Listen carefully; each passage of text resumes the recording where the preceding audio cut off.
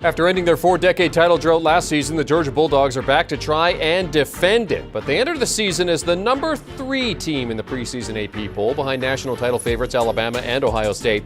And, that's okay. Last season, they started as number 5 in the preseason poll and ended the year with the national trophy in their hands. But doing it again is going to be tougher. They've lost a lot of pieces, but the cupboard is not bare.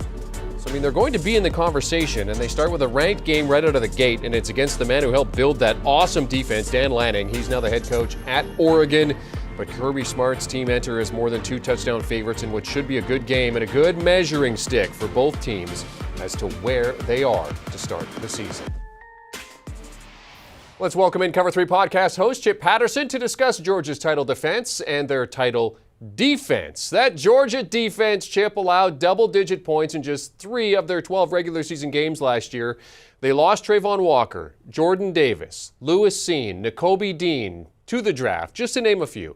So how does this defense look as they enter 2022?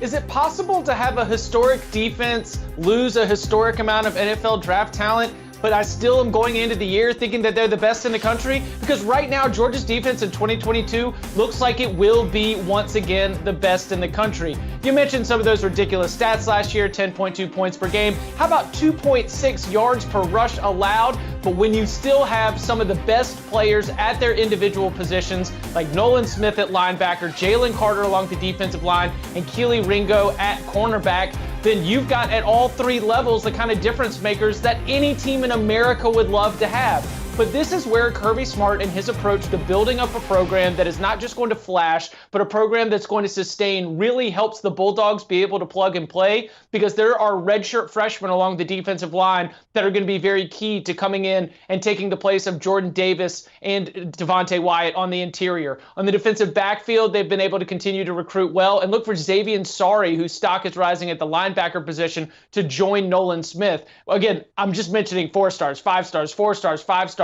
When you recruit the way that Kirby Smith does, it's going to be able to plug and play. And I'll throw one last thing on here. Jalen Carter is the name to know, because I think by the end of the season, we're talking about him like one of the top defensive players in the next NFL draft. He has been buzzing behind the scenes in practice around that Georgia program. He just never got a chance to be on the field quite as much because of all the talent that was on that defensive line. This year, Jalen Carter becomes a superstar. All right. Let's talk about the other side of the football. Noah Sewell and Justin Flo have been referred to as 2 demons, in the middle of that Oregon defense. Still talking about the defense. For Flo, the biggest issue for him has been staying healthy. But if he can stay on the field, what does Dan Lanning's defense look like with those 2 in it for Oregon? Well, Jeremy, it looks really talented. I think the challenge for Dan Lanning and really this Oregon defense is to be able to deliver results that match the talent. You mentioned Justin Flo and Noah Sewell. Those are 2 of the top 6 or 7 recruits in the history of the 24/7 Sports database at the Oregon football program. Mario Cristobal did a great job of recruiting and of leveling up the talent that is on that side of the ball. I have very high hopes for Sewell. You mentioned Flo's injury issues, but really at all 3 levels, you've got very highly rated prospects, but yet the statistics were very middling last year. It was a bend but don't break kind of defense. They finished around the middle of the Pac-12 at the end of the season in terms of most defensive statistical categories. And so who do we go and hire to replace Mario Cristobal? Well, the top defensive coordinator in the land in Dan Lanning from Georgia. So that is the real challenge here, because the talent is there on the defensive side of the ball. Not the Georgia talent that Dan Lanning had last year, but that is his challenge, to be able to get the results to match the talent for Oregon defensively. I think he can do it because, like you mentioned, with Noah Sewell and Justin Flo, he's got 2 studs in the middle of that defense. All right, let's talk about this Georgia offense. 3 of the nation's top 15 tight ends reside there. Brock Bowers leads the way, but we also have Eric Gilbert and 6'7" monster Darnell Washington. How key will these 3 be for quarterback Stetson Bennett in 2022? They're huge because Stetson Bennett is a very good championship-winning quarterback at the college level. When he gets nitpicked by everyone who says he's not a Bryce Young or a C.J. Stroud, they ignore that this entire Georgia offensive attack is perfectly built to be able to highlight the things that he does well. the throws over the middle of the field, working the seams. Those are things that he can do at an extremely high level, even against SEC defenses. And so being able to load up at the tight end position is an incredible weapon for Todd Monken. And I mentioned that name, Todd Monken, the offensive coordinator. We've had a little bit of churn on the offensive side of the ball, but one thing that Stetson Bennett has in his favor, that OC is still in place. So the same offensive coordinator that decided we're going to ride with Stetson Bennett all the way to a national championship, choosing him over JT Daniels, even as JT Daniels' health started to improve a little bit.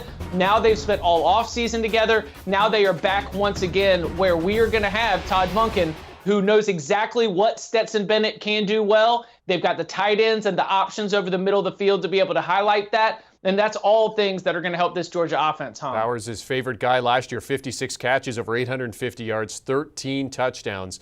Looking to run it back again. Chip, Georgia rolling in here as 17-point favorites at home with the total set at 53. I mean, all the pressure here is on the national champion. So when you look at the numbers, what's your play today? Lay them. Lay all those points with the dogs. I think that this Georgia-Oregon game is one of two games this weekend that the ranking suggests a game that will be closer than what will actually play out. And the advantages just stack up for the Bulldogs. The game is in Atlanta, the building where Georgia is oh so comfortable. That building will be packed with Georgia fans. We also have a lot of institutional knowledge from Kirby Smart in terms of what Dan Lanning wants to do. And while Dan Lanning might have a little edge after coaching against Stetson Bennett over the course of last season, I just think that the size, the speed, the athleticism, the raw talent advantage that Georgia has is going to be able to play out over 4 quarters where Georgia's going to be able to cruise to an easy win. The Oregon will find some ways to hit a couple plays. I like Kenny Dillingham, their offensive coordinator hire, but I don't think Oregon's going to score more than 20. And I think that Georgia can run the ball, throw to the tight ends, hit a couple big plays over the top, and they end up winning this thing like 42-21, somewhere around there, covering the spread. Cover 3 podcast host Chip Patterson joining us to talk Georgia-Oregon, one of the marquee games on the Week 1 college football schedule. Thanks, Chip. And speaking of the Cover 3 podcast, let's promote that, shall we? On the latest episode, which dropped on Monday, Chip is joined by Danny Cannell, Tom Fornelli, and Bud Elliott, and they're doing a Week 1 viewing guide for you. Oregon and Georgia will certainly be on that list. You can download and follow the Cover 3 wherever you get your podcast audio.